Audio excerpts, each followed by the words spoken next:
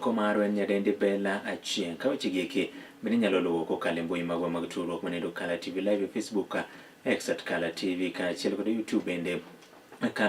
Some challenges from global competition, and therefore this Honourable House, through this amendment, is seeking to provide further incentives to Kenya Airways, which is defined now here as a national carrier, Honourable Speaker, so that they can be competitive around the aviation sector. All members, I propose the question that clause 3 be amended as proposed by the chair. I put clause 8. Members, I propose the question that clause 8 be part of the bill. Chairperson. Honourable Chair, I beg to move that clause 8 be amended as per the order paper. Honourable Speaker, it's important to note that this amendment is not substantive. Is the only provision, and it was to their advantage. It's going away and is the only provision, and it was to their advantage. It's going away, and if you are shallowly thinking, I should be happy. Shallowly thinking, I should be happy. Leto that the Gachagua omedo lero kanyido ni sani tire jor buche moko marendore kendo ok dwar mar mondo mi omole moko marendore kendo ok dwar mar mondo mi omole twaka owi paro mar chika ka oyango ni jo Kenya ngi jor buche magi kendo ka oyango ni jo Kenya ngi jor buche magi kendo biro siro paro machalo kamane jor buche magi kendo biro siro paro machalo kamane ndo ging'e ni gin jor buche magi biro siro paro machalo kamane ndo ging'e ni gin jor buche maginandhoke ore kind jodito mamoko. Jotend piny bang' wuok e piny nendo mar France romo nendo mar G7 oyango ni piny owacho mar oseketo kenge makare manendo mar bero uchumi gieko mag nembe kamoting'o jiwo arita kwe kaachiel bende kod keto tenge kwan mar omenda maromo shillings billion fisheries ecosystem.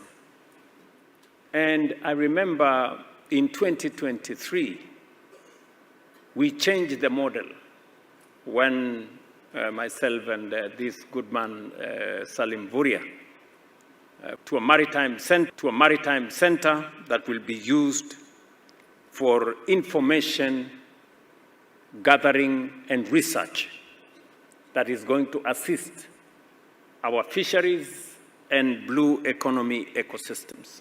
Kinde mayiero maduong' maiga manyien koro medo kayo machiegni manendo higa 2027 medo kayo machiegni manendo higa 2027 eduolo nogo mochung'ne political parties, but at some point they were not able.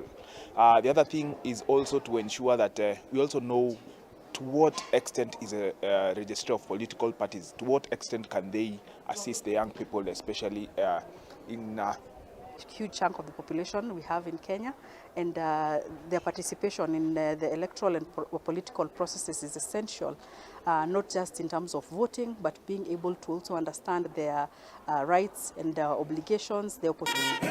Manaka kileronwa koda jang'ad bura dono Roma Nyando Manumika Evelyn Onzere ne opimo ber maromo market kod Maindi. Today we have come here in Nyakach sub-county just to meet with the members of the public and the people whom we serve, so that we discuss with them about the judiciary, the services which the judiciary offer, and just to also get feedback from Puyo Malik Mokaloro market kod Maindi ko wacho ni ma okang' ma jo Nyakach nyalo somo weche ge komo pogre.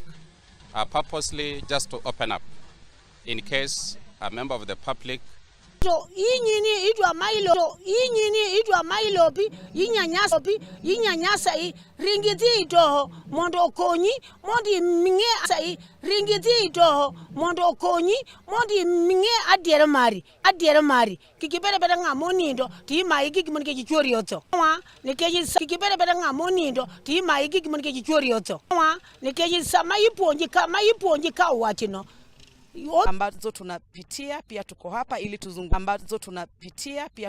ili tuzungumze tupate ule uhusiano ambao uko mzuri, mfurahie tunapowahudumia, na pia sisi tufurahie kwa vile tutajua kwamba tunahudumia kwa roho moja, kwa roho safi, na tunafanya kazi ambayo inafaa. Kalatvlive ko Kenya Nyakach sub-county is actually ongoing for that is actually ongoing. For the Jukwaa la Wasomi, I don't know whether you've heard about it. The Jukwaa la Wasomi, I don't know whether you've heard about it. So Jukwaa la Wasomi ideally is bringing a concept whereby the youths are being trained on mediation and also on issues. The several stakeholders, that is security agencies and the judiciary. The several stakeholders, that is security agencies and the judiciary. Here we have around over 360 community members. Here we have around over 360 community members. So we decided to organize these forums in that.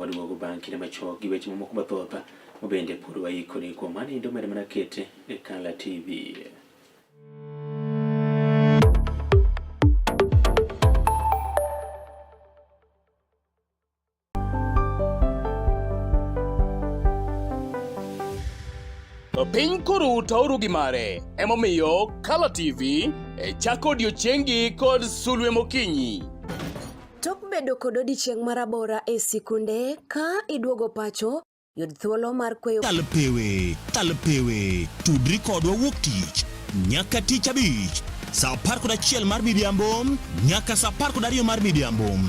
Kama wanyisi motimore e pewe duto, mana e Kala TV.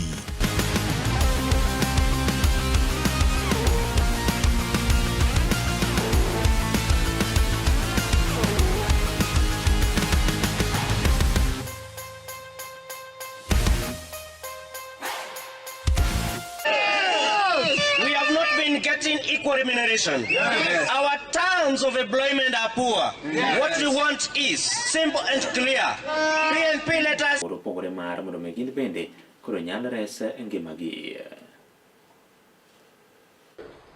will require maybe around 4 people. That's number one. Number two. They don't really tend to your needs. They don't really take you as a person. To be allocated in sickle cell institutions. They have also raised the issues of access to medicine back in the peripheries, which is a county affair.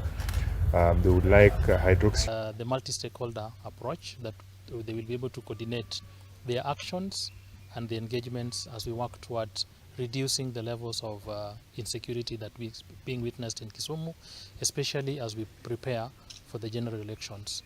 So we are looking forward and we want to emulate in order for us to be able to heighten our sense of peace and security. Tumeamua kwamba tutaongea na kila mkaaji wa Kisumu ili tufanye Kisumu iwe mahali pa amani, uchaguzi uwe ni uchaguzi bora, na wanasiasa pia tutaongea nao nyalo kelo pogruok e kind oganda makono ka koro no yango mar mrome ka oganda gweko mowuok e counties ma Kirinyaga, Nyeri kaachiel kod mamoko ok nyal siro Kitore Kindeke mowuok Nyeri county onogo maneno matara. Hii maneno Ruku anaongea si maneno yake. Hii ni kitu imepangwa venye wanagawa hii mlima. Kayuaka ni chendoge kumag tije kada nok mar tije okwako ge. What does it mean first for Kenya? And most of them, we have the drive and the passion to get it done. If you look at other countries, Kenya used to be number 2 in terms of mice. And then we nogo manindo momeru chendo mabende krono yawe do maduong nogo manindo momeru chendo mabende krono yawe do maduong ma county nogo maendi korigeno mar mondo miyo dhi duok piny buche mathoth mabende osebedo ka dhungore do kendo kelo tich mateka kata yalogi ibedo mathoth kama endi koro dhi miyo oganda mopogore opogore molo kanyendo kendo tieko wechegi e yo gi kanyo bende makela gi komar mi weche manyien kidieniende mar ng'eyo makela gi komar mi weche manyien kidieniende mar ng'eyo weche kairo kamano kumne bedo koda chakre kanyendo kidienyo nogo mar podho chieng' machiegni pacho kaachiel bende koda ng'eyo weche kendo kamano kum kete Kala TV nyinga Joash Odhiambo Mitola ka jaloko marwa en nyadendi Bella Achieng' Oriti.